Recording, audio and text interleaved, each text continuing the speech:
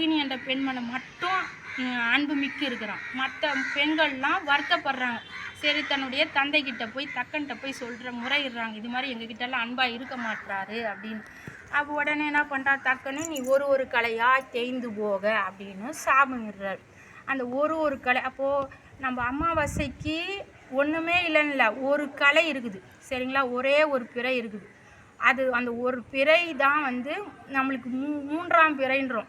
நம்மளுக்கு கண்ணுக்கு ஒரு பிறை தெரியாதனால அந்த மூன்றாம் பிறை சிவபெருமான் சூடி இருக்கிறான்னு சொல்கிறோம். ஆனால் அவர் வச்சுருக்குது ஒரு பிறை இருக்கிற நிலவு. அந்த இப்போது அந்த அவன் தக்கன் வந்து சாபம் இட்டுட்டான். சாபம் இட்ட பிறகு ஒவ்வொரு காலியாக விழுறான். தேவர்கள் பிரம்மா, திருமாலி, எல்லாருக்கும் இந்திரன், இப்படி எல்லாரும் காலையும் விழுந்து யாராலும் ஒன்றும் செய்ய முடியல. கடைசியாக தான் போய் சிவபெருமான் காலை விழுந்தவனை அவர் என்ன பண்ணார், தூக்கி தலைமலை வச்சுக்கிட்டார்.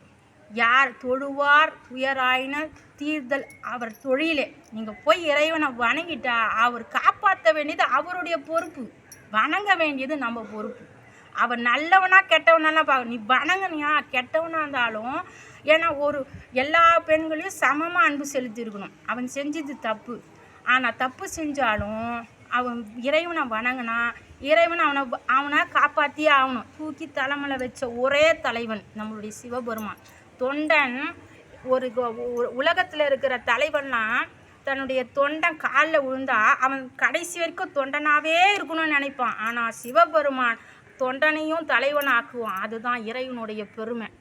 அப்போது இறைவனை வணங்குறவங்க அத்தனை பேரும் பிறையும் சேர்த்து வணங்குவாங்க சரிங்களா.